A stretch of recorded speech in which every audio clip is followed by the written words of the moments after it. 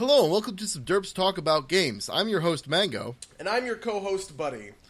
And this week I think we're going to be talking about some DLC in video games. But before we do that, Buddy, why don't you tell the audience what we usually talk about on this show? Well, it's pretty simple. On some Derps Talk About Games, we tend to talk about games. Before we get into the DLC stuff, I wanted to follow up a little bit on our Fallout 4 conversation. Because last week, we got a little heavy, and by heavy I mean negative on Fallout 4. And I don't want anybody to really misrepresent or misunderstand where we were coming from, because I definitely do think it's a good game, and it has grown on me since last week. I've been playing tons of it. I think I've added another 30 hours to my playthrough. But the first thing I wanted to say is that the one note that I was really harping on last week was about how these characters were not well developed, right? They were all just they're all just like one note, two-dimensional, super flat, right? They just kind of had like their one personality trait that some writer was like, this person is feisty, right? And then that was their whole thing. At least with the companions. I haven't seen it as much with other stuff yet. The companions do grow on you. Some of them are still pretty crappy. Preston Garvey, for instance, doesn't really get to an interesting point. But Piper and McCready, who are both great companions, bring a lot of depth to their character, which I really, really love and appreciate. So, I just wanted to get that out of the way. Yeah, from the opposite kind of perspective, I don't use companions. And, the point last week, it was kind of like, well, that's preventing me from seeing, what the problems are with them. And so they're all sitting in Sanctuary, and now I hate most of them, because every time I go to work on the workbench, somebody's standing nearby, and Strong's like, well, I hope we find the milk of human kindness soon. I need to eat people. Bruh. Or, and it's just like, can you please shut up? I don't care. You're only here because if I don't accept you as a companion, I can't advance some other things. I'm just going to send you all back to Sanctuary, because I also don't have a high enough charisma to really warrant or care about supporting multiple settlements. So yeah, there's that. The other thing, I was also struck when I was explaining how I felt about Fallout 4 to a friend of mine. And I came up with this analogy. You let me know if this kind of hits the mark. Fallout 4 feels a lot like The Dark Knight Rises to me. For the record, I like The Dark Knight Rises. I like the whole Dark Knight trilogy, right? I think The Dark Knight Rises is a good movie. The problem is that because it came right after The Dark Knight, which was super spectacular, and it had a lot of little things that were little nitpicky-ish things that were really interesting to talk about, but the stuff that it did well, nobody cared about, right? Sure, yeah, the action scenes in Dark Knight Rises were great, but that's really all you can say about it, right? There's really not a lot else to dig into, but digging into, saying, oh, hey, I guess Dark Knight Rises, spoilers for anybody. The fact that Batman has to learn how to be Batman so that he gets his back broken and learns how to be Batman again, that's weird, right? And that's something that people can dig into and we talk about, and it kind of brings the conversation to a negative space, even though I don't think the movie itself is all that negative. And I feel like the same thing is true, especially in regards to, Fallout New Vegas and Skyrim, both of which I think of as, almost legendarily great games. These small nitpicky things like the dialogue system, the control scheme, the key mapping stuff that we were talking about last week, they are nitpicky. They are smaller than it sounded like, because we filled an hour and a half talking about that stuff. So I think that's mostly there. I will say Fallout 4 better than Dark Knight Rises. I think part of it too is that also if we had been doing this podcast back when New Vegas and Fallout 3 had come out, or Skyrim had come out, I would have had the same 15-minute rant about how the key bindings are terrible, because they're always terrible in the Bethesda games.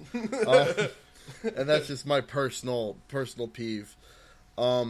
And if we had, and I think part of it too is that like a lot of the things that Fallout 4 does particularly well, better than the other games in the series, like the shooting, is very easy to twist into this kind of like into a negative aspect. Essentially, it's like, oh, they've sacrificed the RPG elements on the altar of being a better shooter, which I don't think is true.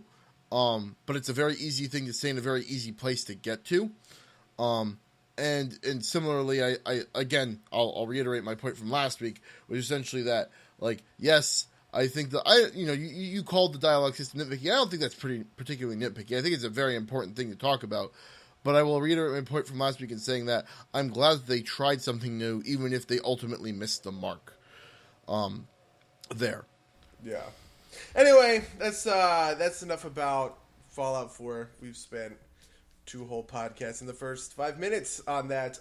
The one other thing I wanted to talk about, because I've been meaning to get here, but I just hadn't had the time because Fallout was sucking so much of it in, is I finally started the Legacy of the Void campaign, and oh god, it's so good. It's so good. It's one of those things where, if you remember, I expressed a lot of hesitation about various aspects of... a lot of it was kind of lore stuff and, preview stuff that I had seen, and I was really wary of it. I was like, man, this is a little bit weird that we're following Artanis' story rather than Zeratul story, right? Like, Zeratul has been the big Protoss main player, so why are we all of a sudden shifting to Artanis, who we don't know anything about, kind of thing? And also, like, the Protoss share... It's called the Kala, right? The Protoss share this giant telepathic network. And so it's like, how do you get meaningful character moments between these guys, right? Like, for instance, it happens all the time in Heart of the Swarm, Kerrigan talking to the different Zerg kind of lieutenants she has, right? And then kind of bracing against one another. I'm reminded of, James Rayner, who's obviously a little bit more rough and tumble, a little bit more slick and an outlaw, compared to someone who's kind of straight and buttoned up like Matt Horner, or even farther on the outlaw spectrum, like Tychus. And man, it's like they went down this checklist in the first like half a mission and a couple of like little cinematics where they were just like, don't worry, buddy, don't worry, we got this.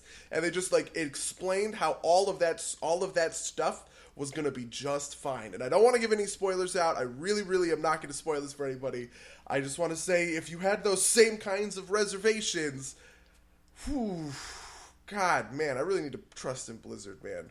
They've pulled it off so far. We'll see how it ends. I'll probably finish it this week, and we'll get a more thorough post-Legacy of the Void report later.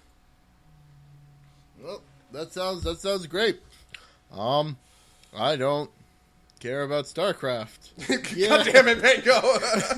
No, I'm just not drawn in. But on a similar note, and something I did this week, also from Blizzard. I've been in the Overwatch beta this weekend, and that's a lot of fun. Shooting people's real good. It feels kind of like if you mashed up TF2 and say something like League of Legends. It's really good. From a multiplayer combat perspective, obviously there's no story, at least yet. There's some story elements that you can read about online, but none of it's touched in the least bit in the game. But It's really cool. There's some really awesome mechanics. I think I think it's like 3 maps that you have access to are pretty well designed. I think there's some issues with it. I think that something like damage dealers are celebrated, and the supports are less so. Like all of the plays of the game. Like one of the very cool features is that after each map there's a play of the game.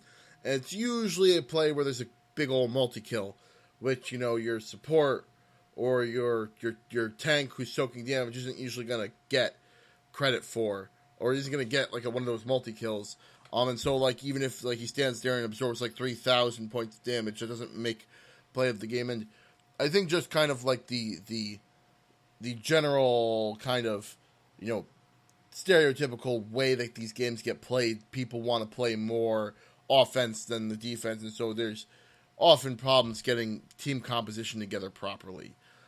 As you can sometimes get in League of Legends, without enough text chat to be like I want to play offense, I want to play support type of deal. Just kind of there's people like me who wait for other people to pick to fill in those needed positions, and people who are just like, oh, I'm going to play Reaper. I don't care if the other people are also playing Reaper type of deal. I imagine that we'll do a more thorough cast when, Overwatch comes out. We'll probably pull that might be a good one to pull somebody in. Somebody with like TF2, true. Like a lot of TF2 experience kind of thing, or a lot of FPS experience like Monic. One of our friends, Monic, plays tons of FPSs and knows them much better than I do. But something that really entices me about Overwatch is this idea of team comps. And I really, something that bugs me about Call of Duty is that there are like different classes, and they do play a little bit differently. But realistically, the kinds of the kind of differences between a sniper, a shotgunner, somebody who does like mid range with like an assault rifle, it's there, but it's always felt like it was like there's a whole well of untapped potential under the surface. Where you start fucking with all of these crazy things, like adding different abilities that people that certain classes have, and having different stat lines for those classes and all of that stuff. And Overwatch is very much capitalizing on that potential based on everything I've read so far. So I want to see how much it lives up to that kind of pipe dream of a definitely a class-based shooter like that. Definitely. Overwatch is designed to be a team-based game, where something like COD is designed to be essentially a single-player game with nominal teams that has different classes in it. Like every character in Call of Duty is meant to stand on its own. Yeah. Which is just a different, and it's that's fun for playing an arcade shooter that you just want to kind of be mindless about, but you need a little bit more strategery, as it were, for Overwatch. Yeah, I'm excited for when it comes out, because I bet I'm not going to get a beta email because I'm not very lucky. The Overwatch segues pretty nicely into our main topic, because there's been a lot of talk about Overwatch being a $40 pay-for-it upfront game with more or less implied batches of DLC coming out later. I don't have a great handle on it. So just to be completely clear, it's not implied. It's that when people ask them, will we have to pay for Heroes in the future, they refuse to answer the question, which some people say is implied. Other people point out that they are hesitant to say anything because things like they want to work on the other systems in the game. They don't know how that's going to feed in. Like the standard pro Blizzard answer I've seen is something along the lines of, right before the beta released, like 3 days before the beta release, they had a character progression system that was something like you gained experience with each champion, and you unlocked various things for that champion or that hero. I don't know what they're called in Overwatch as they go along. But that system was pulled, like I said, 3 days before the beta was released, because they were encountering situations where people would be like, well, we need a Winston. And someone would be like, oh, no, well, I'm really close to my next level up on my Reaper, so I'm just going to play that anyway. Screw the team needs. And so they pulled that system to discourage that, and they still have an advanced system that they want to implement, but they're not quite sure how to do it yet. And that's the kind of reason why they won't commit to any answers on anything about game systems yet. Although it could very be easily that's be actually pretty interesting. doublespeak. I actually tend to think that Blizzard is relatively cavalier in their betas compared to other companies' betas that I've seen. I'm reminded, for instance, of the Heroes of the Storm beta, where they completely scrapped the item system like halfway through, right? Like that's a monumental change to make in your beta, and they just kind of did it. I think the Hearthstone beta, like people complain obviously a lot about balance in Hearthstone and there not being more balance patches, and I definitely empathize with that to a point. But I was playing Hearthstone in the beta, and there were balance patches all over the place. They were very aggressive about tuning up and tuning down certain decks and certain cards, etc. So I think that it doesn't surprise me that there's more behind this veil that they haven't quite released out to beta, or stuff that they included in the alpha, and then they were just like, you know what, this just doesn't make a ton of sense. Though I will just say that the system that you've described is a lot like Mastery in League of Legends, and I don't really think that it's all of that negative a force. I mean, so the thing about Mastery in League of Legends is it's a very cosmetic thing. I think there was supposed to be some mechanical tied to the advancement system in Overwatch, which I think is very different, right? Like imagine if you had to unlock a mastery point, not like the mastery system, but like a mastery point for like your talents, in League of Legends for each character individually, and you'd be incentivized to play in a certain way rather than in another. And essentially incentivized to not play what the team needed, but what you wanted to advance the most. I just don't think that's as strong when it's a purely cosmetic thing like the Mastery system in League. Well, I'm also reminded, this is another thing that I'm reminded of in Payday, because Payday is sort of similar. But, I don't know. I am not entirely sure... I'm not entirely sure how I feel about it. I feel that incentive, and I think that it's real. I don't know that it's necessarily worth pulling it sounds to me like this mastery thing in Overwatch is a pretty engaging mechanic, and I like what it sounds like. Who knows how engaging it is, right? No one saw it. It got pulled before the beta went out. And they said they do want to do some sort of advancement system. They just haven't figured out the mechanics yet. They just didn't like how it was happening with the per champion experience method. So maybe we'll hopefully find out moving forward. I mean, to me, it sounds like one of the better ways to solve this problem would be you just get generic points at the end of any round, and you can apply them to whatever champion you want. Yeah, probably. So if I'm super close to leveling up Reaper, I can still play Winston for the round, and then at the end of it, level up Reaper with those points. I don't think that's a big deal.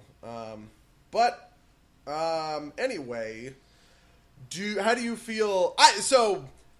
The reading that I did, which was lots of Reddit, a little bit of Twitter, basically said that lots of people were kind of dissatisfied with this Overwatch system. You know, they compared it a lot. There were lots and lots of comparisons to TF2, saying, "Oh, you know, TF2 is free. Is TF2 free?"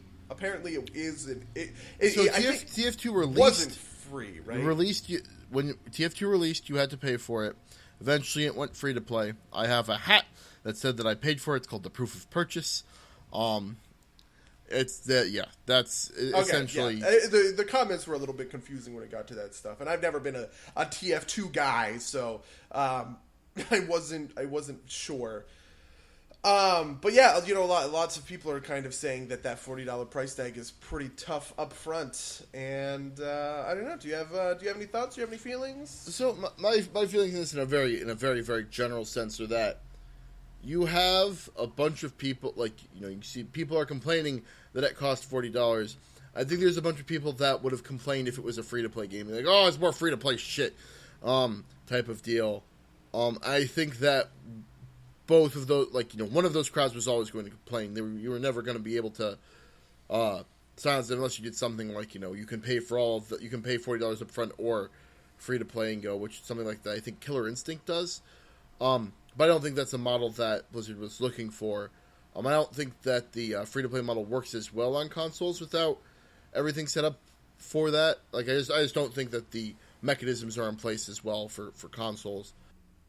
Yeah, it's definitely pretty tough. It also is pretty tough because, I mean, you have to go through, I don't think there aren't Microsoft points anymore, but, you know, you have to go through the Microsoft Marketplace, the PSN Marketplace, and I think that is that's where it gets tough for Blizzard, because it's a lot harder for them to manage their own shit when they have to go through these, you know, the Battle.net, Microsoft Live, and Xbox Live, and PSN, all to perform the same function. Yeah, no, absolutely. Personally, I am not mad about it being a pay-to-play game, as it were. I don't think that it needed to be free to play. I think a lot of people assumed it was going to be free to play, given what happened with Hearthstone and the type of game that this is. It is a very League of Legends, it is a very Dota 2, it is a very Team Fortress 2 type game, and those are all free to play. Yeah. I think people just weren't expecting it to be a pay to play game. I think so too, but it makes me. I like that because I kind of feel like the industry gets a little bit caught up in monetary trends, which I think is almost a trap, right? Like people see, oh, hey, fucking Candy Crush is this freemium kind of game or free to play game or whatever, and then like this huge swath of people say this is the next big thing. All games will move to this, and I don't actually think that that's ever really relevant, right? I think certain certain ways to monetize your game are appropriate for certain games, and there's no such thing as a good one. There's no such thing as a bad one. There's just in the context of the game it's paired with is this method of monetization, a good one or a bad one. I like that Blizzard is, switching it up, I guess, so to speak, from their past two releases that have both been, Hearthstone and Heroes of the Storm, that have both been free-to-play titles. Yeah, I feel that. I think also that, if I'm going to be very charitable to Blizzard, Overwatch is supposed to be a very composition based game, and you can even switch heroes mid match.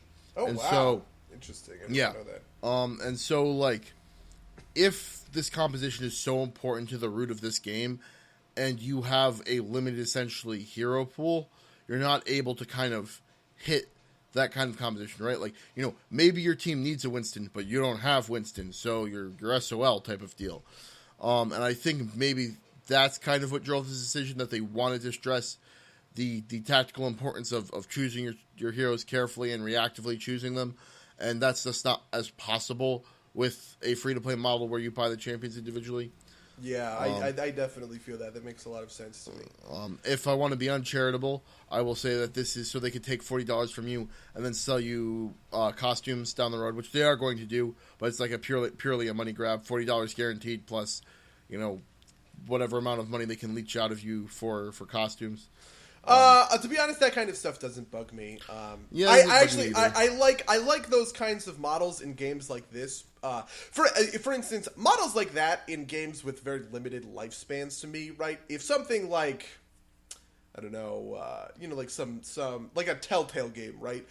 I really love those games and everything, but $25 for that 12-hour, give or take, I mean, that's kind of even charitable experience is actually very cost efficient, right? And that feels good. It's not too expensive. It's not too cheap, kind of thing, right?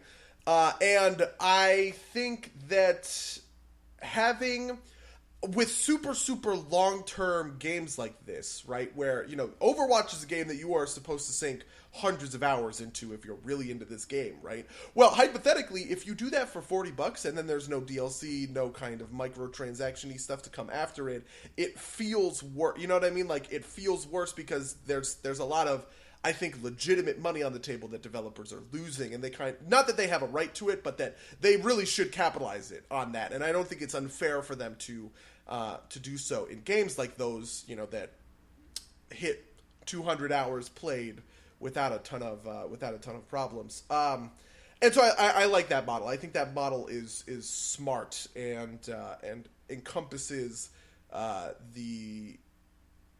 it encompasses what the game wants to be, I would say. So does your opinion change on this at all if it stops just being cosmetic costume things and it goes into things like extra champions or different abilities on existing champions, stuff like that? Oh, no, it does. That doesn't change for me at all.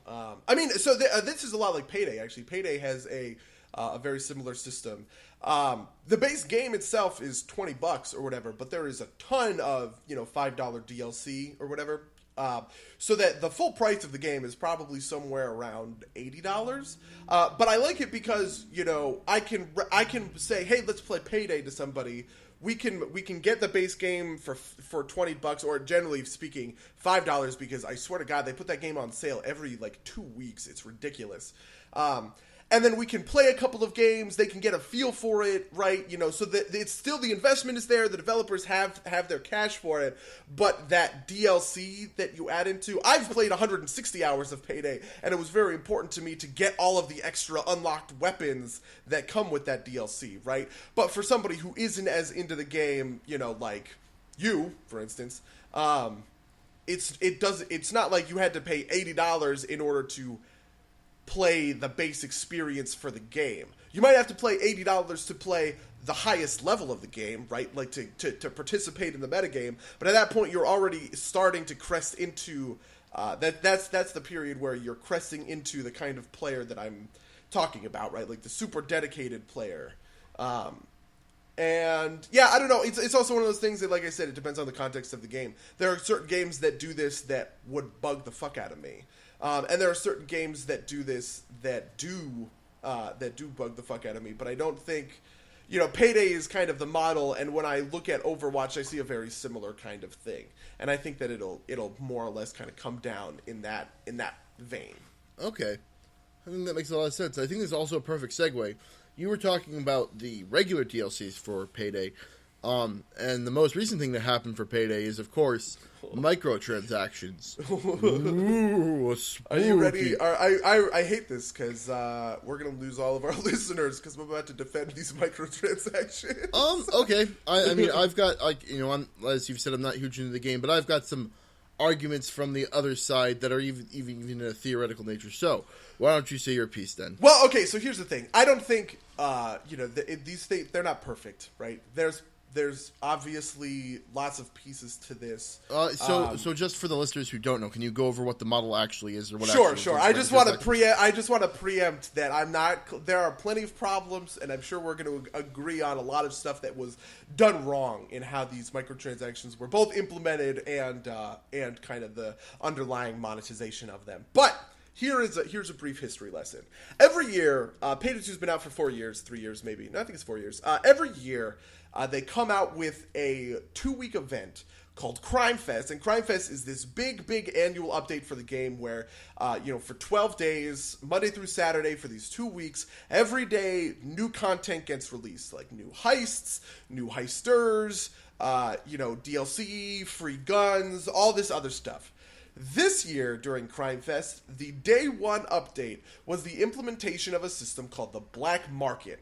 The Black Market basically introduced microtransactions to the game, much the same way that they got introduced in Counter-Strike Global Offensive. At the end of every match of Payday, when you successfully complete a heist, because obviously for people who don't know anything about Payday, you and a bunch of people get together, you rob a bank, or you rip off drug dealers, or you do whatever. That's a heist. And if you successfully do this against the computer opponents, right, these waves and waves, kind of like Left 4 Dead, of cops or of gangsters or of whoever your enemies are, you get one random reward. And this reward could be anything from a mod to one of your weapons, to a little bit of extra experience, some cash, right? The first thing they did was they implemented one of these random rewards was a safe.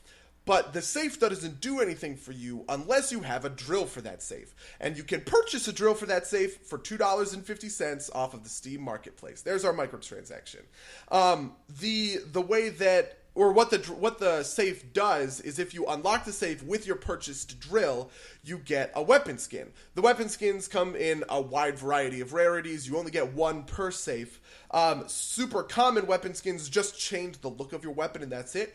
But much rarer weapon skins, as you get into uncommon, rare, legendary, they can actually provide small stat boosts to your guns. Just to give you an example for small, it's literally things like +1 damage or +2 accuracy.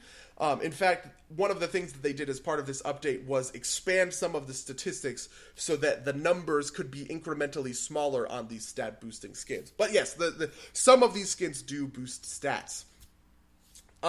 This was met with widespread revulsion from the hardcore dedicated Payday 2 community, most notably the subreddit and the Steam forums. On day 6 of Crime Fest, they released an update that said that you could also randomly get drills at the end of heists. Overkill, the developers claim that this was always intended, but the fans are basically convinced at this point that it was just put in at the last second to appease angry fans or whatever. And then the most recent controversy, which is even more of a clusterfuck, the most recent controversy is that in Update 90 of the game, which is just a small content patch, they have retired one of the safes. So that this safe, you can no longer buy drills off the Steam marketplace for it, right? You have to buy it from other people or trade it from other people. And they introduced an entirely new safe with an entirely new set of drills. So all of the people that have that old safe, they can no longer randomly get the required drill they need in order to unlock that specific safe. To be fair, this was announced way ahead of time in plenty of announcements saying, hey, 1 week left, 2 weeks left, a couple weeks left before this safe comes off, or this drill comes off the market, but folks are very angry about that. The second thing is they announced this thing called Team Boosts, which are a special affix, almost, like, that you can apply to a weapon skin. And what it does is, every once in a while, when you complete a heist, it will proc, and it will give everyone that you are heisting with a large boost of either experience or money. Because it can only be applied to weapon skins, hypothetically speaking, these team boosts can't... You can, like, if I'm in my optimal build for whatever, and I only have one weapon skin for a super shitty weapon, right? I can't use my team boost on my optimal weapon. I have to use it on a shitty weapon, and that's even if I randomed into a weapon skin in the first place by randoming into a drill. Anyway, there is a capstone to all of this that I haven't mentioned because it is one of the most contentious points here. In 2013, one of the leading producers of Payday 2 got on the Steam forums and said that there will never be microtransactions in Payday 2, and anyone who thought there would be, shame on those people. So everything that I just described is giant hypocrisy, according to, the fan base and according to Reddit and the forums and everything, and that they really do feel betrayed by these developers. Wow, that was a fucking history lesson. All right, and you said that somehow all of this is defensible. So, buddy, mount your defense. Okay. One of the things that's been criticized a lot, and I think it is honestly just, this got picked up by a lot of press outlets without really understanding the specifics of what Payday 2 is they hear stat-boosting microtransactions on a multiplayer first-person shooter, right?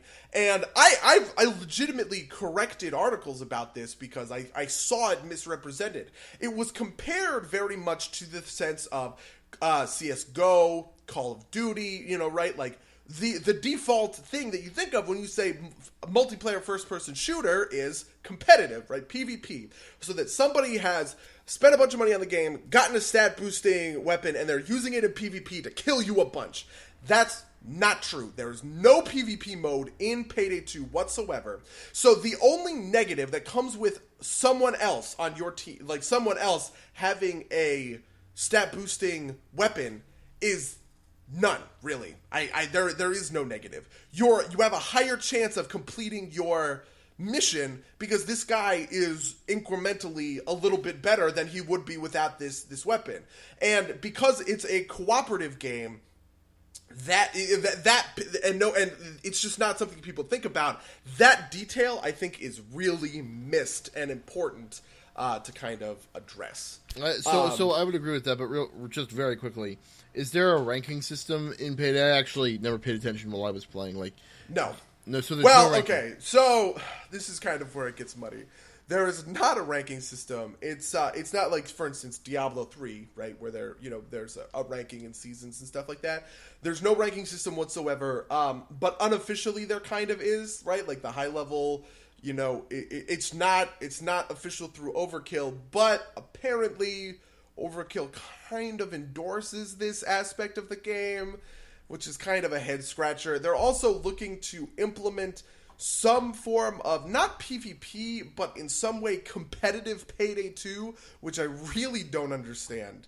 That is theoretically where two teams attempt the same heist and then are theoretically scored on its on the efficiency or brevity of its completion. I really don't know. It is all down the line stuff that has just been talked about, and yeah, that's pretty indefensible. That's where it really it's kind of where it goes off the deep end, as it were. No. So that makes sense, right? Like, so your argument is essentially that, given that it's not a PvP game, there's no real competitive aspect to it. It doesn't matter. That the fact there are multiple pieces of this argument, but this is the first piece, right? Okay. One of the big counter arguments is, it's just fundamentally misinformed that, it's like if you were to add pay to win stat boost in COD or CS:GO. That's just not the case, right? The closest thing would be like if there were microtransactions that only ever made you better at zombies, right? Sure, and that would be kind of a. And so the kind of asterisk on this is that this is true as of now, but as you've explained, that this might change in the future, or that there's this kind of what's de facto endorsement of unofficial rankings, at which point this does actually matter. It's very hard to tell because a lot of this comes from incredibly biased sources, right? The people who are pissed off about it are saying, "Oh, well, Overkill has always endorsed our unofficial ranking system," and it's like, well, is that even the case, right? Like, it's hard to verify this kind of stuff. No, absolutely. So it's kind of a conditional defense then, right? Yeah. All right. But one of the things, for instance, one of the things that I think is very positive about these stat boosting weapon skins is that this is a cooperative team game, right? It's not competitive. The kinds of people who are looking at these stat boosts and saying, "Oh, well, I'm not going to pay for the microtransactions, and this guy is out DPSing me in the fight, and I should be able to put out as much DPS." No, that's not true. That shouldn't matter, right? You're working as a team, and you're working together in order to accomplish this goal. And as long as you accomplish the goal, right, that's what you should be happy about. You should be happy that this guy is helping you accomplish this goal with his, with the stat boosting thing. And I think that's good design, right? Like that's good game design to have a system that promotes this kind of hardcore team cooperative gameplay rather than inherently competitive gameplay, which I think is what a lot of gamers really kind of flip to, right? A lot of our default mode is competitive. So I'm actually going to take a second here to disagree with you. I think that there's a legitimate concern or a legitimate argument to be made, essentially, that if you're not capable of doing as much for the team, that you're going to feel marginalized, right? Like, for a much more radical comparison, imagine starting a new character in a Diablo season and being power leveled by somebody else, right? Like, you're not actively contributing to that, and by no means does it sound like that these microtransactions are creating that kind of gulf in power level. But it seems to me like you could make the argument that I'm playing this game to play it the best I can be, and it sucks that I can't be as good as that guy objectively, right? Like, he's got literal numbers on me that I don't have because I'm not going to pay, $2.50 for a pure upgrade. So yeah, I mean, I definitely understand that, and I think that that's a valid argument in theory, right? There is a hypothetical game out there that could be on that level. I just don't think Payday is it, right? The amount of damage or accuracy or whatever stat that you're going to be getting from these items, it's meaningful in a certain way, right? But it's not enough that it's that like this guy is going to be soloing the entire mission. The guy who's soloing the entire mission is defined by his skill. It's not really that he's defined by anything else. He knows how to play his class. He knows how to use his abilities. I'm routinely incredibly surprised at how incredibly good some of these people are, where they can just walk out and it's like they don't take any damage at all. And it's not that they don't take damage, it's that they've built their character so perfectly and they know how to play that character so perfectly, right? And that's always going to be the defining characteristic in Payday 2, and I really don't see that the numbers in this specific instance are enough to really make that difference in an objective sense for that player, right? Subjectively, he might feel that that's the case, but objectively, it won't be true. The biggest differential is always going to be skill. And then immediately afterwards, the biggest differential is going to be, how smart he was in putting together his build. And then immediately afterwards, it's going to be, does he have the right mods for his weapons, right? Like, weapon mods exist, and they're a huge part of the game. The only way that you can really get Payday to feel good, I'm kind of convinced at this point, from like a gunplay perspective, is to get the right mods for your right guns, and that takes time and that takes effort, and those mods are going to be much more defining to someone's objective contribution to the team than whether or not they have a +1 damage legendary skin. And those mods are not purchasable, correct? Well, so they kind of are. Those mods can be unlocked through DLC, so Payday has a model a lot like Overwatch, where the base game has a number of weapons, generally all-around weapons that are fairly basic, have a lot of mods to them that allow you to kind of specialize, but the very, very best mods and weapons are stuff that, you would have to get the blankety-blank pack in order to unlock this gun, and that blankety-blank pack comes with it this special mod for that gun to make it the best. And for comparison, those are all defined in the set rather than being random chance like these crates can be. Right. Crates being like TF2. Yeah, there's no RNG. Well, there's RNG because you don't just get the mods as soon as you unlock them. What ends up happening is, in the same way that you unlock those safes by getting a random reward at the end of every heist, one of those random rewards are weapon mods, and you can't get a mod unless you have the DLC for it.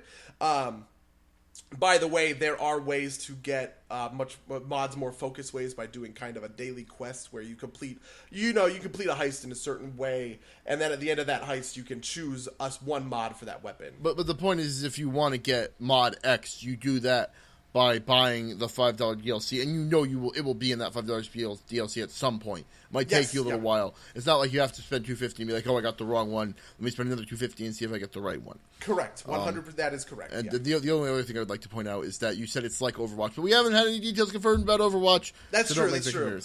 You're right. That is an unfair comparison. But yes, I do not think that that's a. We're not. The purpose of this session is not to argue about how those $5 DLCs affect the game. Although I think that could be an interesting discussion at some point. So the other two things I like about these microtransactions, and these are really my core arguments. The first one is the high-level Payday 2 meta is actually pretty stale because it's very easy to understand what perfect, super finely tuned perfect builds are. In PvE games like this, it's easy to just mine out, okay, this is the number of bullets it takes from this gun to kill this enemy, and these are called, breakpoints for lots of guns. And so by doing just the ridiculous amounts of minute math, you can see how the M308 with this set of mods is just tiny, little minutely better than this other, set of mods, than this other gun with this set of mods. And so the top level Payday 2 is stale because of that. And one of the things that I really like about weapon mods, or about these weapon skins and the stats that come with them, is that the stats are always going to be minute, but for those players, that's exactly the realm that they're dealing in, right? Little tiny minute things could put, the Moscone 12 gauge, which is a notoriously shitty shotgun, just up enough that you'd actually consider using that instead of the go-to gun, as defined by the regular numbers, right? And so this is one of those systems where, because it's ridiculously random what you get, and if you play it free to play, you're only unlocking a drill however often, not all that often. You unlock basically one safe per week, it looks like, and drills are kind of in between there from 2 to 4 weeks or whatever. So you're really not unlocking a lot of skins for most people. What this allows is it allows a lot of kind of top-level customization where you can have a unique build because you happen to have that legendary Moscone 12-gauge like skin, and that is the thing that puts the breakpoints over or under on your build in a way. And I think that uniqueness, and I think that kind of finding that choice rather than having it be a straight up like hardcore calculation that's just baseline is a good. That's good game design. Okay, so you've got me at the point where these little numbers are good for mixing up the metagame. They make the game more meaningful in that way, and I can see that. And like I said, you've convinced me there. Where you lose me is where this gets put behind a paywall that you have to pay $250 for, or wait 2 to 4 weeks for. Which putting 2 to 4 weeks between your ability to iterate is the kind of terribleness that we saw with like the first iteration of Diablo 3, where you got like a legendary every 6 hours if you were lucky. And it was probably not I see what you're saying. Right, but that's a tuning thing, right? We can hypothetically, Overkill can tune these numbers in such a way that it's a good system. Which is kind of where I'm coming from to a certain extent. I also think that realistically, you have to make sure that these safes and these drills are rare in order to preserve that mixing up the metagame, right? If it's just like mods where, a normal player spends a lot of time and they get random mods, and so they're mixing up their own metagame because they're limited by the mods that they have, and so the Mosconi is better than the Predator because they just have the right mods for the Mosconi if they've randomed into it. But at super high level play, the mods are you just own all of the mods that you need to own in order to make those decisions, right? And so it has to be infrequent from the pay to win, it has to be infrequent from the free to play standpoint in order to really like keep itself stable. And at the other end, you can't buy safes, right? You have to wait until a safe drops for you in order to buy the drill for it. There is an exception to this, by the way, that I suppose we'll talk about. It's on the Steam Marketplace, so you can trade and buy from other people if you want. But it's not like you can just buy. It's not like you can pay $250 to Overkill in order to buy a safe from them. Yeah. Okay. I see that. I still think there's a problem with putting it behind a paywall, but I think that's an adequate defense. I see the argument. Right. And then the third thing is the very obvious thing, which is Overkill likes this game and they want to continue developing the game, and one of the things that they wanted to do was expand the development team, and they expanded the development team from 25 to 75 people, right? And you have to pay those people some way, and so I think adding these adding the microtransactions is pretty explicitly what they're using to say, hey, listen, then we're adding more people to work on this game and put out free content like all of the other stuff that came out in Crime Wave or Crime Fest, which multiple guns, multiple new heists, and the microtransactions are the way for people to get those things. And that to me is a big positive, because if I am a free to play player, right, I'm still seeing the benefit of the extra 50 people, right, the 200% increase in their team size, because I'm going to be getting these free heists, I'm going to be getting all of the stuff that I have been getting for my entire Payday 2 career, and it's being subsidized by the players that are willing to engage with the microtransactions. And I think that model is solid. It's the model that drives stuff like League of Legends and everything, and I'll always kind of get behind that model in that kind of in that way. Okay, I think that makes sense. So, I don't know if you've convinced me. If you've convinced me 100%, but let's say you have. Let's say that you've convinced me thoroughly and beyond and above all else. These microtransactions are a good thing. There's still one thing that I think is still indefensible, and something that I think that you're going to have, that you have to do a little bit more to convince me, and that's this issue of this broken promise, right? If this had just come out and been like, well, there's microtransactions now, that would have probably been a little easier to swallow. But the fact that they absolutely promised there would never be microtransactions, and now that there are, I think is a bigger deal in terms of at least Overkill's trust with its player base.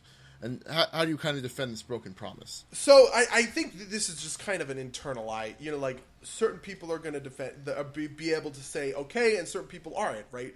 Because that trust, it's a personal thing, right? It's not something that I can assign to one person or another. Yeah, it really sucks. It does, to a certain extent, make this guy Almir. It does make him a hypocrite, and that really does, that fucking blows. That he came out and he said these really, it's not even just like, it's like, no, we have no plans on microtransactions, right? That's a different thing than there will never be microtransactions, and shame on you if you thought there were. Those are two different statements, and it definitely reads really poorly to go back on that, especially to kind of go back on that out of nowhere. I think something that would have made this a little bit more palatable is, a couple months out from Crime Wave, them saying, hey, listen, times they are a-changin', we want to hire more people in order to put out the best possible content for you. In the next couple of months, we may start rolling out, new ways to pay for the game, which may or may not include microtransactions. I know that I said there would never be microtransactions, but I'm sorry to say that we had to look at this stuff, and we had to reconsider that position. My bad, right? That would have been a lot different than silence. Oh, hey, there's microtransactions, right? I don't know. It's just, certain people are going to be able to forgive that, and certain people aren't. And that's not something that I really think can be... Yeah, I don't know. It's not something. So is this something where you say you wouldn't blame people for not forgiving Overkill? Yeah, I don't. In a certain sense, I think there are some people who take it overboard, obviously, and are really jumping down, his throat, and that's unfair.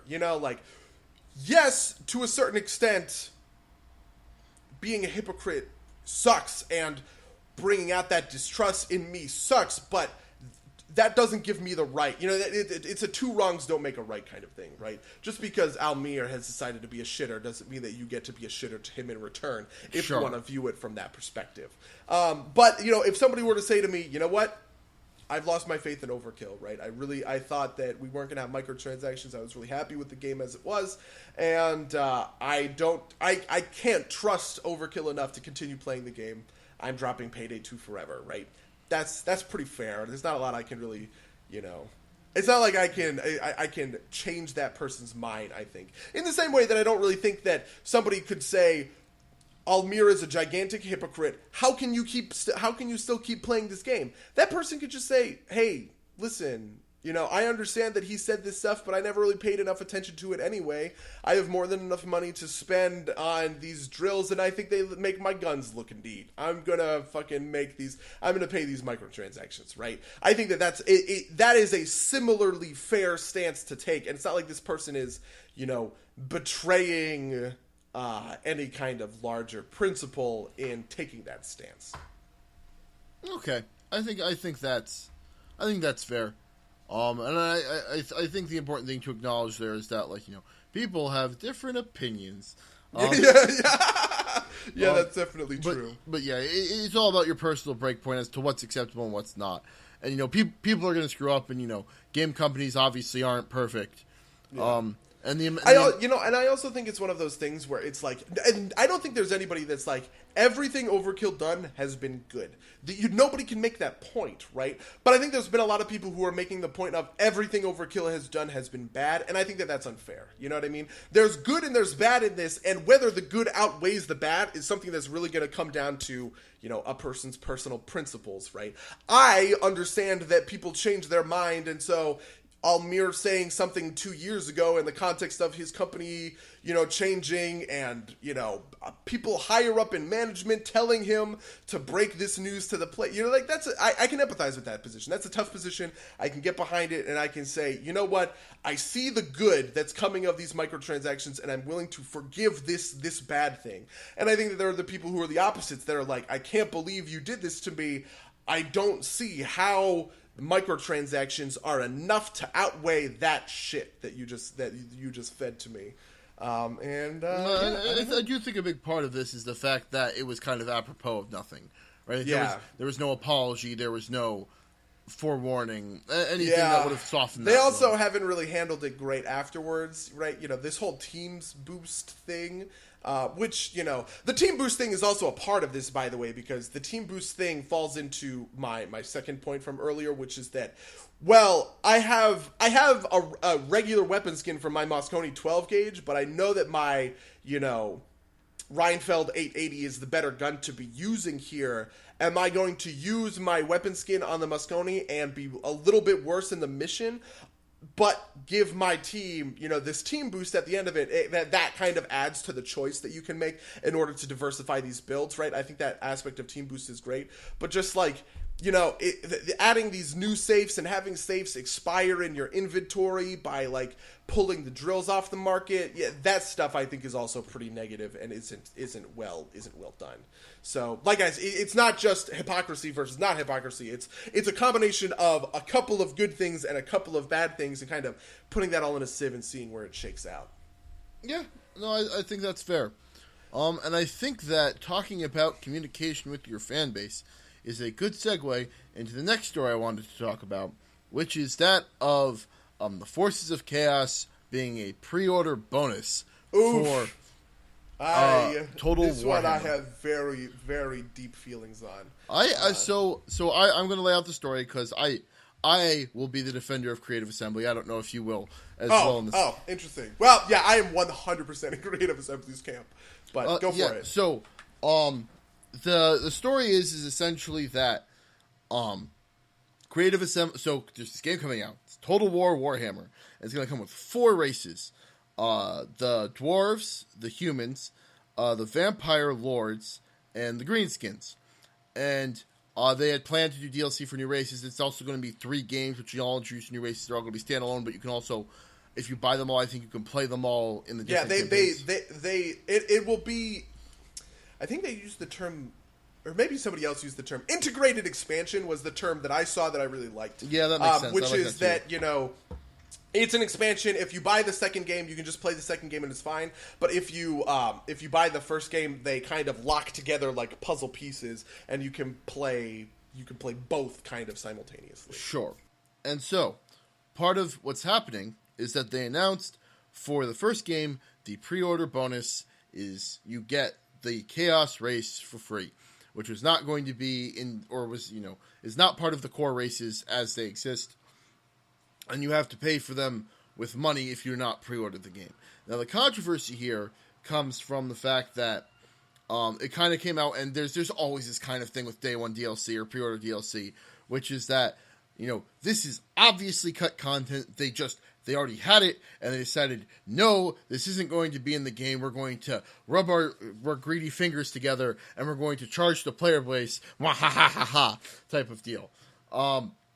And so, in response to this, if you were to believe Creative Assembly, this kind of blindsided them, and they released this very long post on their official forums about why they decided to go in this direction with the pre-order. And in that post, they detail that they had the time and the money and the resources to do 4 races. And they wanted to do more, but in the realities of this current world, the resources that they had would have gotten them 4 races. And part of what allowed them to convince Sega, the people who published the game, to give them the money to develop a 5th race was to do it as a DLC DLC. And something that they convinced Sega to do was also do it as a pre-order bonus, because pre-order bonuses drive pre-orders, and that's more guaranteed revenue, and that means that it makes the game successful, and that's something that's good for them. And I think essentially what it comes down to is whether or not you believe Creative Assembly, and I think I'm willing to believe Creative Assembly that they really didn't have the resources to do a 5th race without something like a DLC. I agree with you. I think another piece of this is really kind of comes down to your philosophy on pre-orders. There is a large contingent of the gaming community that I think sees pre-orders as a very, very negative force on the gaming world, which I empathize with, but I do not agree with. This has kind of come at the helm of guys like Total Biscuit and Jim Sterling, really powerful games media types. I think have been pushing this because from their I think it's kind of a double-edged sword. From their perspective, pre-orders kind of invalidate their job, right? So they're extra incentivized to dislike them, right? And it's very frustrating, I think. I see this all the time in film critics, for instance, to see a movie's coming out, give it a shitty review, but it makes a fucking ton of money anyway because people don't, people are idiots and they went to see it opening night rather than, waiting to see whether it was good or not. And if you're one of the people, you want the gaming industry to be better, you want the overall quality of games to go up and up and up, you have to let critics do their job. You have to let reviewers do their job where they tell you whether or not the game is good or bad before you buy it. And pre-orders is the exact opposite of this thing happening, right? It is consumers bypassing that aspect and, putting money into bad games without knowing any better, so to speak. And that the correct answer in order to eradicate, this pre-ordering kind of practice is to just never pre-order a AAA video game ever, right? You only ever wait until you see whether it's good, and then you make the choice on whether or not to buy it. This is a big thing I see on Reddit, I see it on Twitter, I see it on all of, YouTube comments are all over with this kind of crap. And I don't agree with that because I think pre-orders kind of have a time and a place, and you're not a wrong person or a terrible person for pre-ordering a game. I don't know. How do you feel about kind of the do you have a philosophy on pre-orders in general?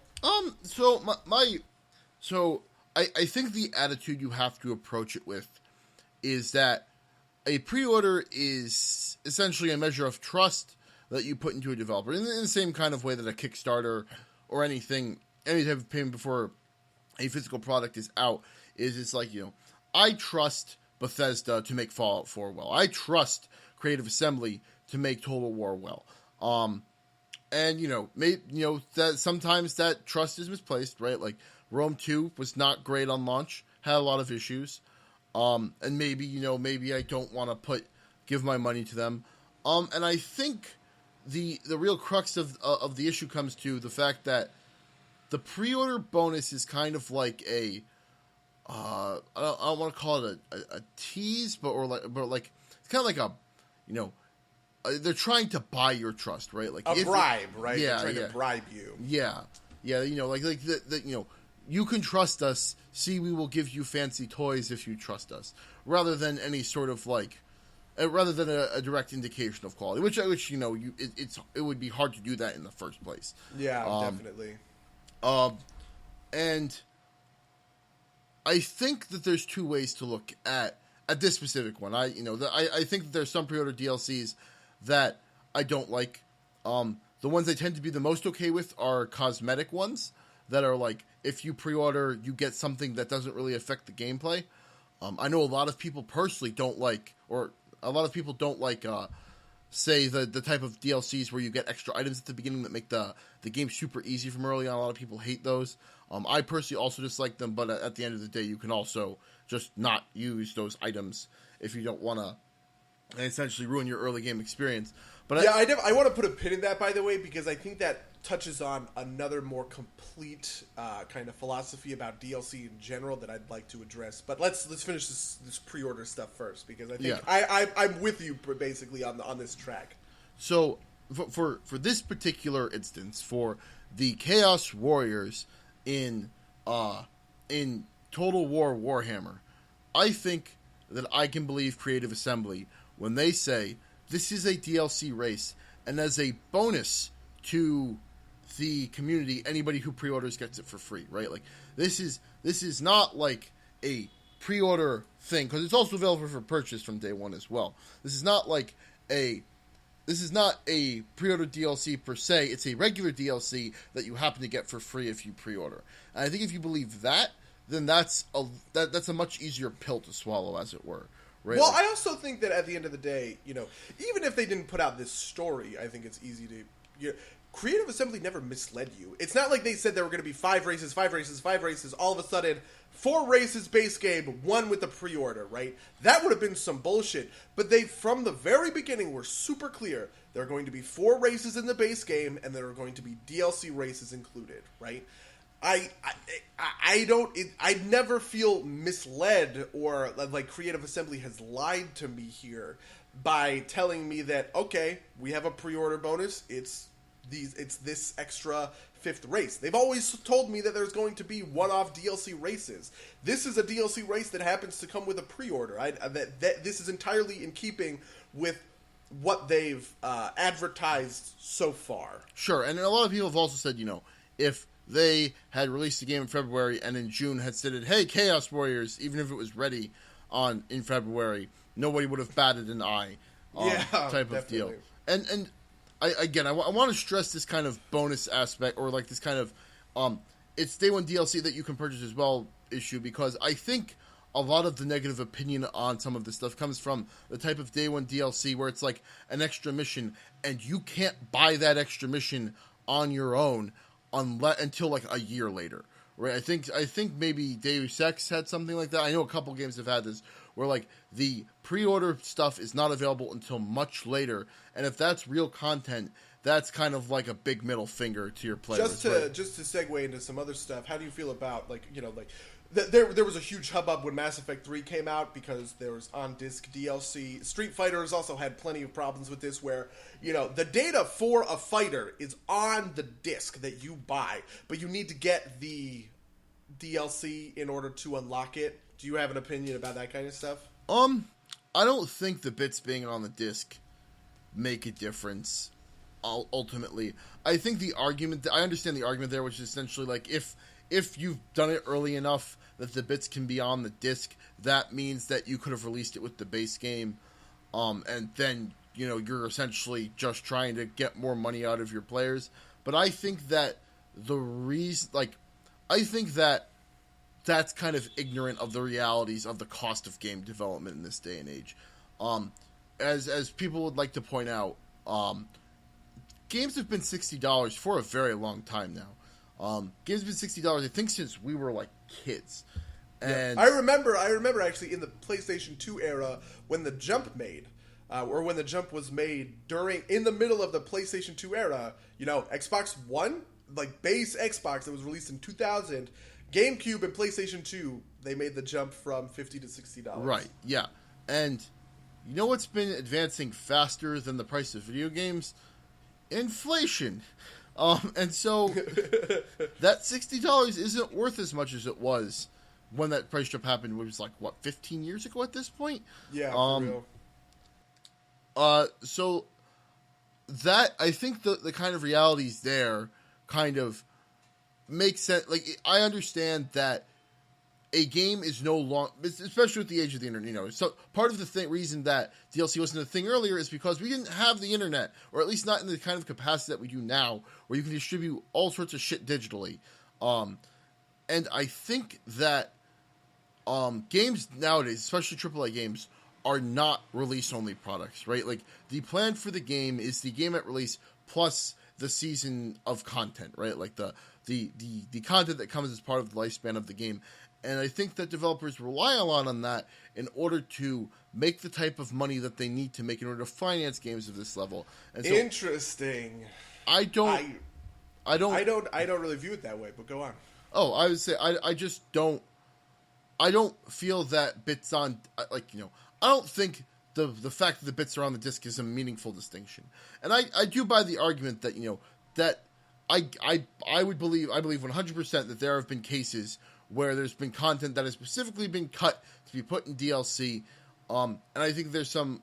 I can't think of anything that come to mind, but I would believe that there's some egregious examples of this if someone pointed out. But I do believe that it's in the vast majority of cases, it's not cut content in that way. It's just part of the way that games are now. I definitely agree with that, actually.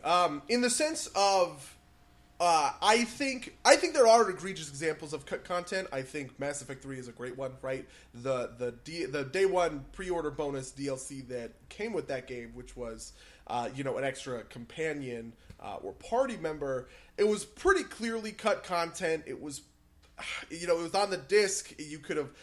unlocked it with the specific hacks and all of this other kind of stuff, right? Like, and it's one of those things where I can buy it in a certain sense. This is the story, for instance, that I've heard for Mass Effect 2, which also had day one DLC that came with a pre-order bonus, but it was you have to send away your CDs for certification to Microsoft or whatever and printing so far in advance of the release of the game that you actually have enough time in that space to work in that extra content, right? And so the story goes that this extra content was done in that time so that when the game released and you loaded it up, you could download this day one DLC, but it actually represented that, interim 2 months or so of work that, that the team had been doing. And, whether or not I'm enticed to believe them in the face of this, Mass Effect 3 thing. The Mass Effect 3 thing, the shit was on the disc. You know what I mean? You can't come to that defense anymore. It was there 2 months before, and it wasn't this extra time. And maybe you could make a kind of creative assembly argument for it, but I don't know. It's not there. But the point is, I think that's the exception to the rule. I think the vast, vast, vast majority of DLC is exactly what you're talking about, right? It's a way, it's a great way for... I would much rather have a $60 game with incremental monetized bonuses on top of it in order to get, like 120, let's say, complete game, than to pay $120 up front and then get those pieces in afterwards. You know what I mean? Like, it's the perfect way to monetize this stuff. And I think it's the perfect way to monetize this stuff because if the game isn't up your alley, you're not beholden to that extra 50% of game that's being released if you come at it from this kind of erroneous, weird viewpoint that a game is only complete once all of its DLC has, been released or whatever, right? I played through the entirety of Dishonored and I never went back and bought the DLC for it or whatever because, I like Dishonored a lot. Dishonored was a great game and everything, but it just, it felt complete. I had everything I wanted with that $60 base game and I was happy putting it away. And even though they came out with some DLC that sounded interesting, I just said to myself, is this, do I really want to pay $15 to go back to Dishonored? I'm good. I don't really need it. We're fine. And I think that's a great way to kind of do this thing. So I just kind of want to speak to there's this argument of the bits being on, about it being on disc. And my point is that while DLC on disc can be an indication of something being poor, I don't think it's a that means that it is a bad thing. In the same way that if you send a disc away for certification, that represents the 2 months of work in there. Games get released at different points for various and sundry marketing reasons that might have nothing to do with the dev cycle, right? Let's say your game is done, in October and can be released, or let's say it can be released early November at minimum after certification, all that jazz. You could probably get it released on, say, November 10th, 2015. Maybe I don't want to do that because there's this game called Fallout 4 coming out on November 10th, 2015. If for that kind of marketing, real-life reason that the game gets pushed to, say, December 10th, 2015, or, January or whatever, and in that time, the developers have time to work on more stuff that's part of this expanded content plan, that they've got essentially the budget for as expanded content. I don't think there's any sin in putting that on the disc so that when it does get released, it's easier to access for people, right? At the end of the day, it is much better from a technical perspective for that data to be on a disc, so I don't have to reach across the internet and download it. I already have it in front of me. I see where you're coming from, and I agree with that in theory, but I think in practice it doesn't really work out that way because I think release dates are much more aggressive than that. You know what I mean? I don't think I could talk to many developers and hear them tell me a story. Oh yeah, we were done with our game, 2 months before release. It's this is why crunch exists, all of the milestones and that kind of stuff. I think the modern realities of game design are that release dates are much more aggressive than they are lenient. A byproduct of this, by the way, is stuff like, Deus Ex just got pushed back 6 months. It got pushed back for dev, they needed more time. I get that. Sure, I'm with that. I do think a caveat here, though, that I agree with is not all teams are equal, right? Something that you hear very commonly that attributes to this kind of cosmetic crap going in is if I'm an artist and I'm creating assets for the game, there's really not a ton for me to do late in the cycle, right? Because almost all of the work is being done by, all of my work has been front loaded, right? I've created all of the assets and I've handed them off to the designers, and the designers have handed them off to the developers for implementation, and I've handed that off to QA to test all the bugs and everything like that. And by the time that, QA is going fucking bananas for this shit, these artists are kind of like, well, So it's an easy way for them to spend their time to say, all right, I'm going to create an alternate model for Batman, and it'll be a pre-order bonus, whatever kind of thing. So not all departments in game design are equal, which is a principle that gets forgotten very often. And kind of on the tail of my last point, I also don't think it's an invalid thing to say, like, all right, I'm developing a fighting game. This fighting game is going to have 8 characters, and over the next year we're going to release 8 DLC characters. And maybe I'm the character, like the character workers are set. You said all game design teams are different.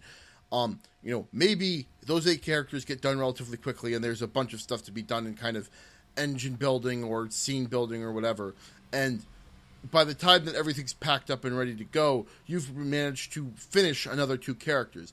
I don't think it's wrong to say these are part of our planned DLC, and to put those on the disc so it's easier to download for the players later. Yep, I'm 100% with you there. Which is, I think that's the biggest part of my, it's like the fact that the bits are on the disc does not make something bad or not, right? Like there are other factors that you have to consider. Well, it can, and there are but I think those are exceptions. Those are the rare cases, right? I don't think there have been many instances that at least I've heard of outside of this Mass Effect thing where I am suitably convinced, like, yeah, that's some bullshit, but I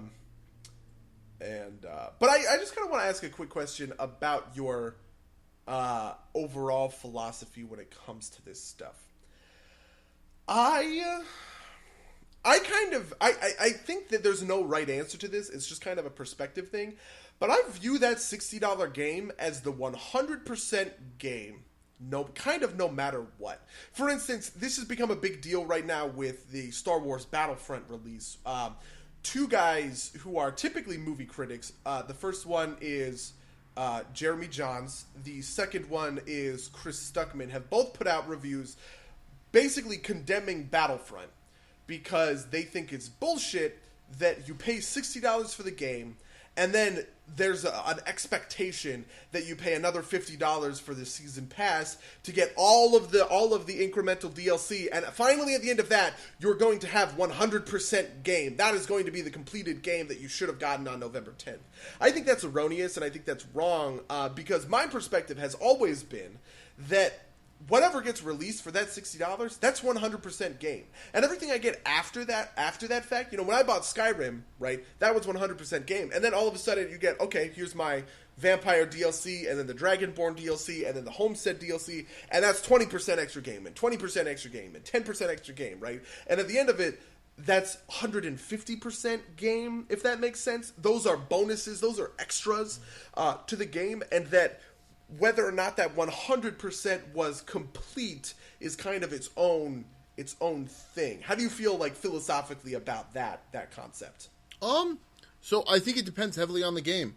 I think there's some games that are at their best when they've got all their DLC out, right? Like something like I've been facing this question myself recently. Like I have Witcher 3. I got it as part of buying a new video card.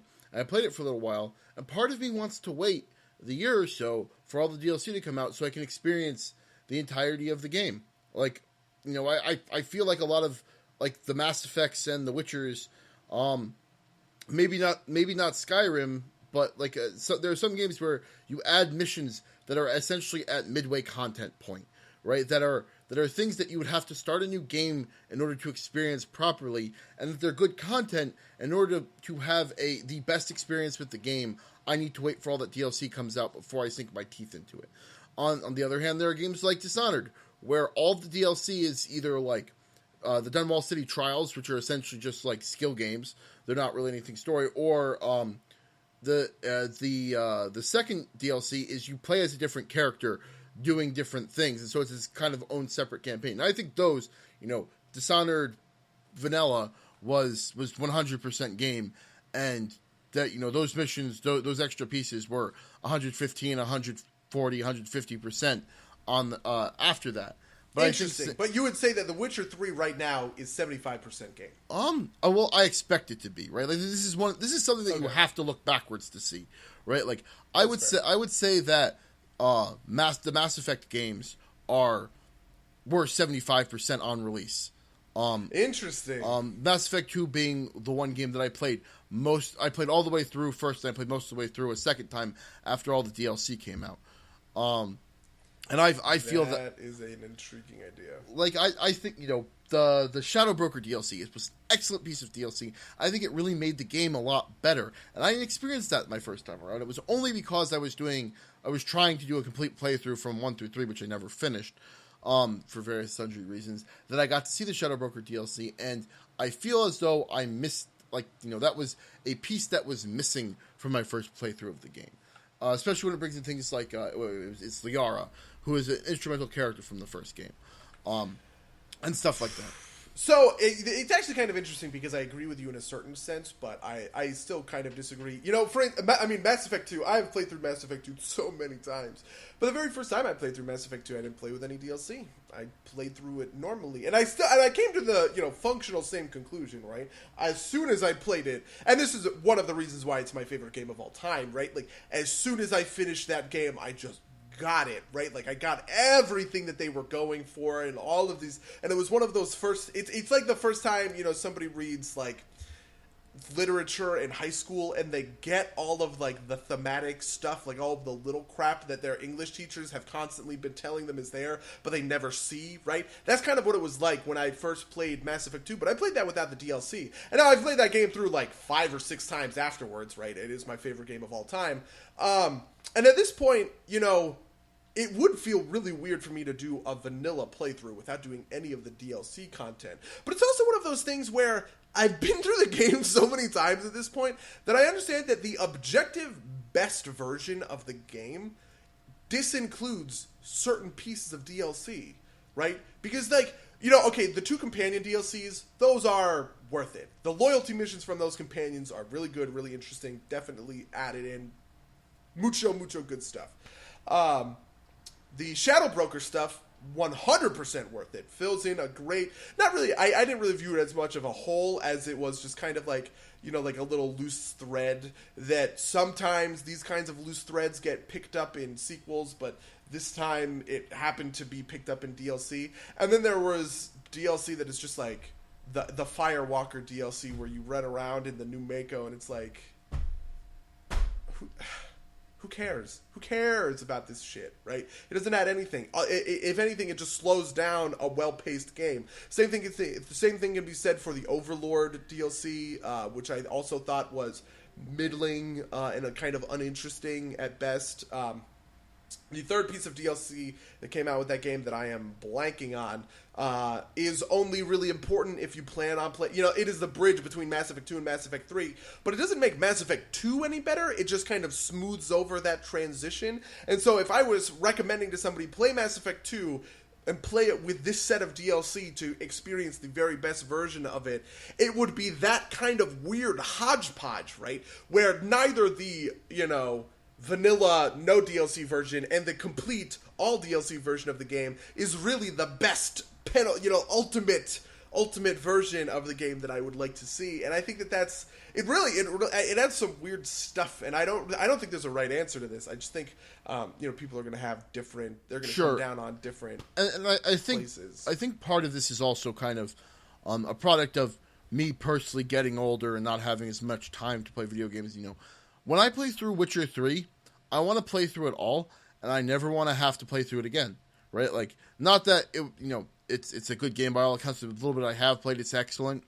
But I don't want to have it's almost every game nowadays is at least 20 hours long. I don't want to dedicate another freaking 20 hours to playing a story based game, right? Like this is kind of actually touching on to bring it all the way full circle as to part of my problems with the story in Fallout 4, and there not being meaningful decisions. A game that I probably will put a second character into, but for most games, I don't want to have to put in multiple playthroughs in order to get the what I want to experience. And I think in a lot of cases, like some in like the Mass Effect games or these types of games like The Witcher, where they're very character focused, I want that to include all of the or maybe not all of the DLC, but at least have, be able to look back and say, I want, DLC X, Y, and Z, which can only happen after all the DLC is out.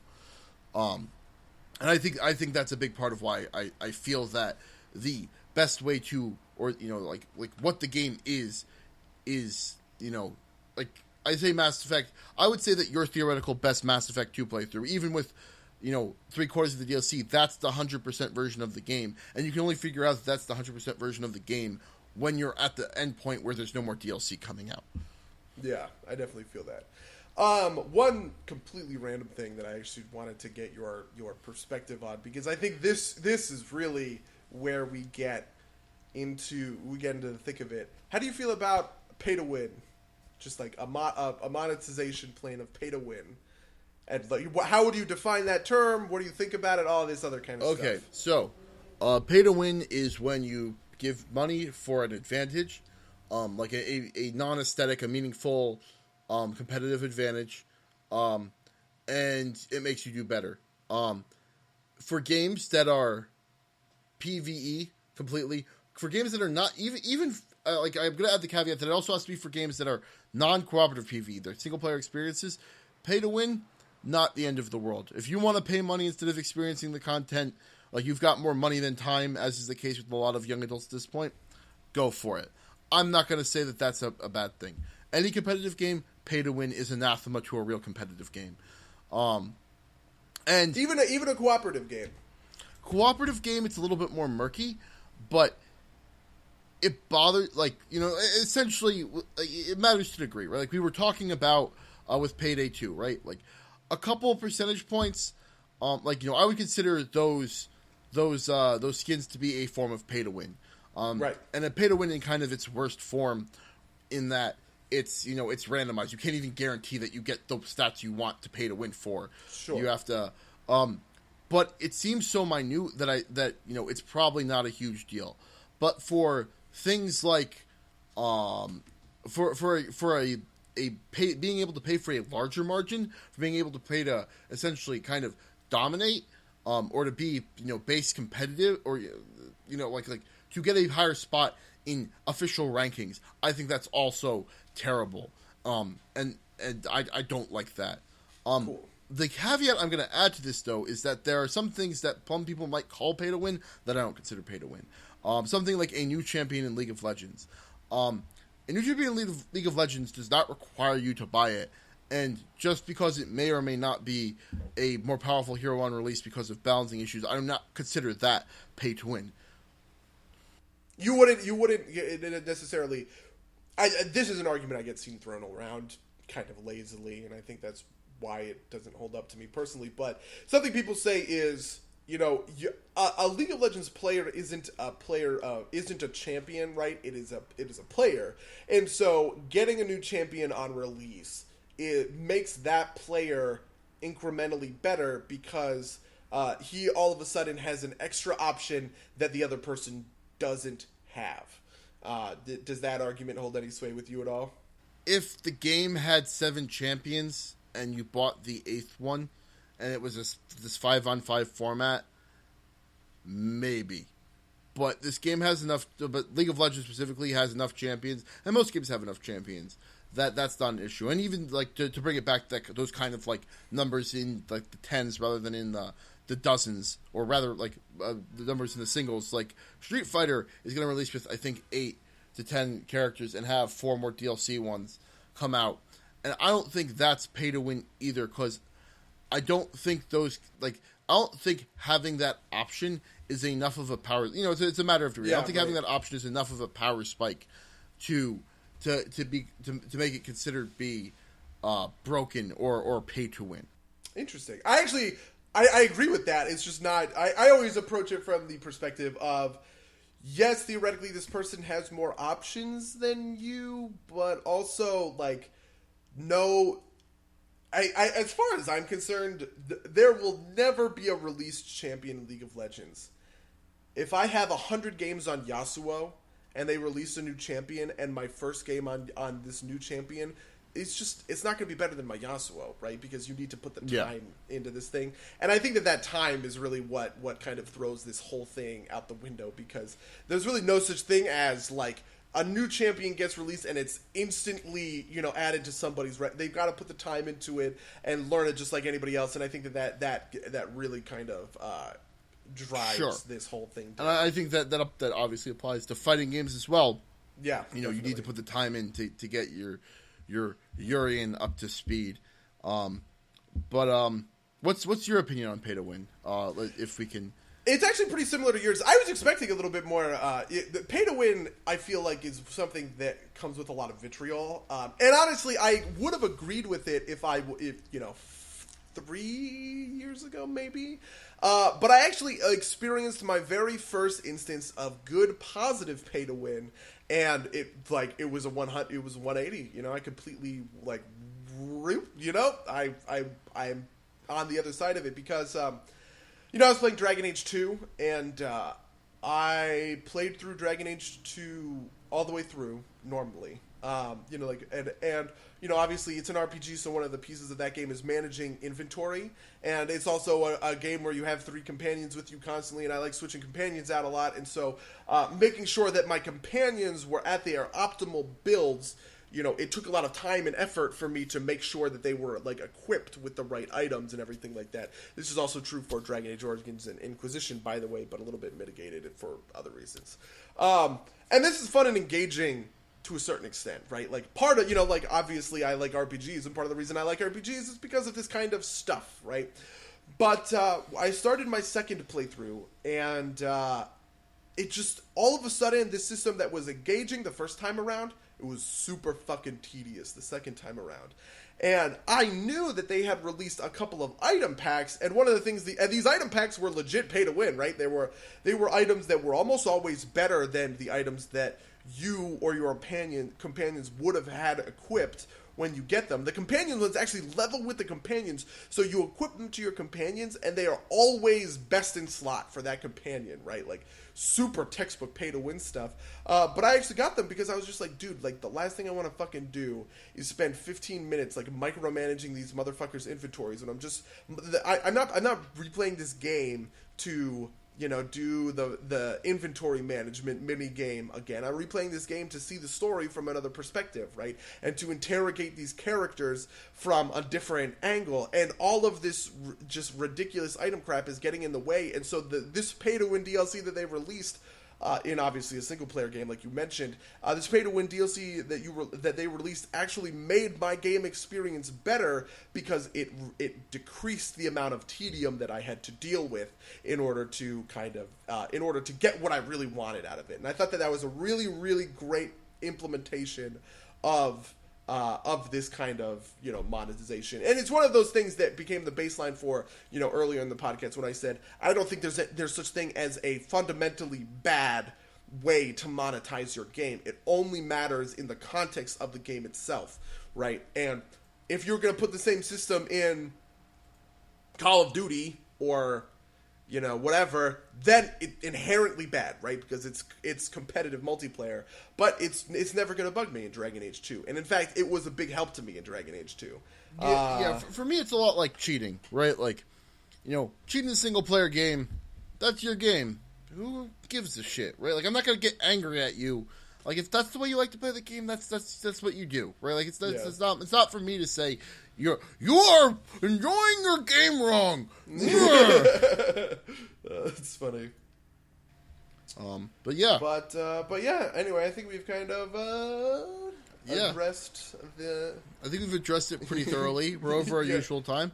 I think we're pretty good. I'm good with this. Yeah. Yeah. All right. So I'll play us off then.